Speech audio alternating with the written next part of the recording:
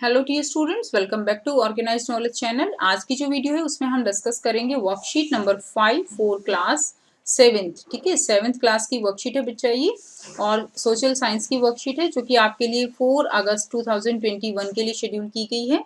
आज की वर्कशीट का हमारा टॉपिक है एनवायरमेंट। ठीक है, कि एनवायरमेंट जो है वो क्या होता है। तो देखिए, एनवायरमेंट यानी हमारे चारों तरफ जितनी भी चीजें हैं वो सभी एनवायरनमेंट के अंडर आती हैं, उनको हम एनवायरनमेंट कंसीडर करते हैं। वर्कशीट शुरू करने से पहले बेटा प्लीज चैनल को सब्सक्राइब कर लीजिए, बेल आइकन को प्रेस कर लो ताकि आपको आने वाली वीडियोस की नोटिफिकेशन वो मिल जाए। After the long vacation, when Ravi started going to school again, he noticed that the only playground next to his school was dug up. Long vacation के बाद जब रवि ने स्कूल जाना शुरू किया, उसने नोटिस किया कि only playground next to his school was dug up. जो एक ही प्लेग्राउंड था उसके स्कूल के पास में, वो जो है खोद दिया गया था। People said that a huge building with many flats were will be constructed there. लोग कह रहे थे कि यहाँ पे एक बहुत बड़ी बिल्डिंग बनेगी, बहुत सारे फ्लैट जिसमें होंगे। Ravi was almost in tears, Ravi रोने लगा। व्हेन ही रियलाइज, जब उसने महसूस किया that big playground with it soft grass marigold and butterfly is gone forever. हमेशा के लिए सॉफ्ट ग्रास, बटरफ्लाई, वो सब जो है खत्म हो जाएंगे, नष्ट हो जाएंगे। He shared his feelings with his classmates, उसने अपनी फीलिंग्स जो है वो अपने क्लासमेट्स के साथ शेयर की। In the assembly the principal to sadly observe see how our environment is changing. Assembly में उसके प्रिंसिपल ने भी उदासी से जो है कहा कि देखो हमारा एनवायरमेंट कैसे चेंज हो रहा है। In the class Ravi asked his teacher, अब रवि को नहीं पता था एनवायरमेंट क्या होता है, तो उसने क्लास में आके अपने टीचर से पूछा कि व्हाट इज एनवायरमेंट, एनवायरमेंट क्या है। Whatever you see in your surroundings, said the teacher, जो भी बच्चों आपके चारों तरफ है वो सब एनवायरमेंट है। Ravi thought aloud, that means my school building, table, chair in the classroom, even the open field, the road, the garbage, all things they are under environment, my friend, all are part of our environment। सभी कुछ क्या है बच्चों, सभी कुछ environment का part है। Now make a list of things which are available around you according to this table। अब क्या करना है आपको, जो भी आपके चारों तरफ चीजें हैं उनको आपको जो है एक लिस्ट बनानी है, और उनको टेबल के अकॉर्डिंग क्या करना है, आपको उनको जो है अरेंज करना है। फर्स्ट दिया गया है things available in house hold, आपके घर में जो चीजें अवेलेबल हैं। घर में चीजें अवेलेबल बच्चों कौन सी हो सकती हैं आपके घर में? चेयर हो सकती है बच्चों, टेबल है, ठीक है ना, और क्या क्या है, प्लांट्स होगा, ठीक है, जो भी अवेलेबल है, कोई भी कुछ भी लिख दीजिए, डॉग हो सकता है। तो ये थिंग्स क्या है, ये घर में जो है चीजें हैं वो हमने कुछ लिख दी है।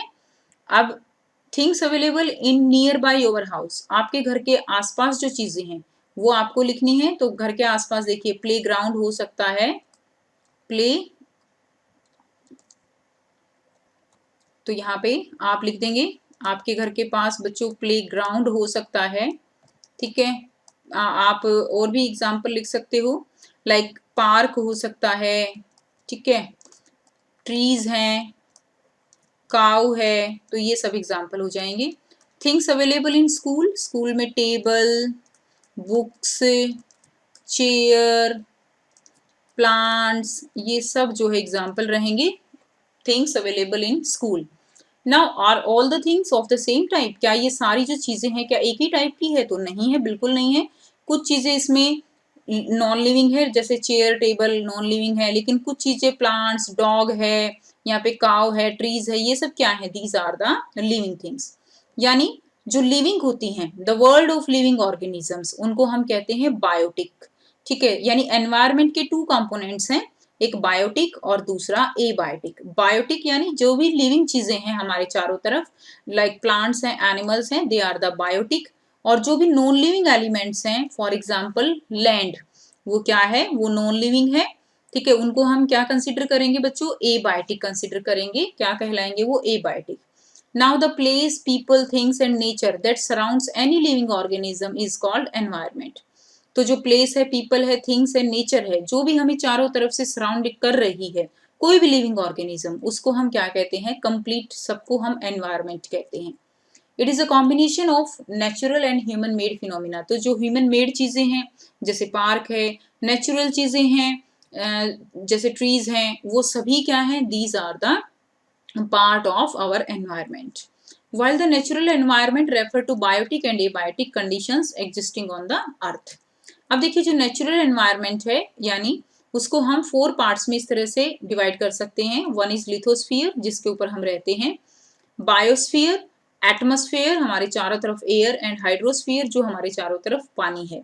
तो वन बाय वन हम इनको पढ़ेंगे. आज की वर्कशीट में आपको केवल लिथोस्फीयर के बारे में पढ़ना है. तो देखिए लिथोस्फीयर क्या है.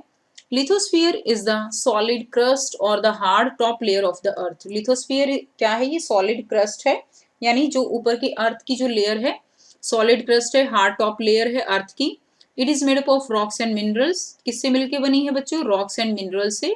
And covered by a thin layer of soil. Soil की जो है थिन लेयर इसके ऊपर है. It is an irregular surface with various land form. Irregular surface है, कहीं माउंटेन है, कहीं प्लेटू है, कहीं प्लेन्स, कहीं valleys etcetera. Landforms are found over the continents and also on the ocean floors. Landforms जो है वो ओवर द कॉन्टिनेंट्स, कॉन्टिनेंट्स हमारे कितने हैं 7 और ओशन कितने हैं 5. ठीक है. Lithosphere is the domain that provides us forest, grassland for grazing, land for agriculture and human settlement. Lithosphere हमारी वो लेयर है जो हमें फॉरेस्ट प्रोवाइड कराती है, ग्रास लैंड्स प्रोवाइड कराती है, ग्रेजिंग जो है जहाँ पे पशु जो है क्या करते हैं, चरते हैं. तो ये सारी चीज़ें हमें जो लिथोस्फीयर है वो प्रोवाइड करा रही है. एग्रीकल्चर के लिए लैंड चाहिए, ह्यूमन यानी हमें रहने के लिए घर चाहिए, सभी चीज़ें हम कहाँ से ले रहे हैं, लिथोस्फीयर के कारण. अगर हमें रहने के लिए हमारे पास घर ही नहीं होगा, रहने की जगह ही नहीं होगी, जमीन ही नहीं होगी, तो बाकी चीज़ों की कोई एग्जिस्टेंस ही नहीं है.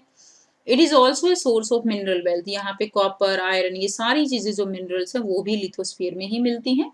अब यहाँ पे आपको 2 क्वेश्चंस दिए गए हैं. फर्स्ट है mention any one example of biotic resources.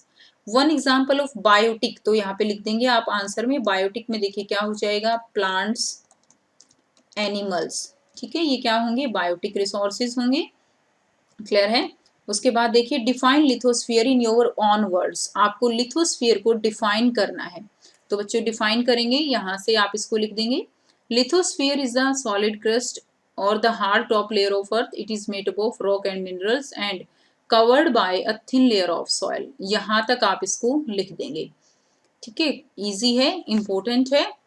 Lithosphere की डेफिनेशन, तो यहाँ से ये आपका क्वेश्चन नंबर 2 का आंसर हो जाएगा. तो इसको आपको अपनी कॉपी में करना है. सो ये थी आपकी आज की एसएसटी की वर्कशीट स्टूडेंट्स. आई होप बच्चों आपको वर्कशीट क्लियर है. कोई भी डाउट है पूछ सकते हो. वीडियो अच्छी लगी तो लाइक कर दीजिए, शेयर कर दीजिए और चैनल को सब्सक्राइब कर लीजिए. So thanks for watching students. मिलते हैं नेक्स्ट वीडियो में नेक्स्ट वर्कशीट के साथ. Take care.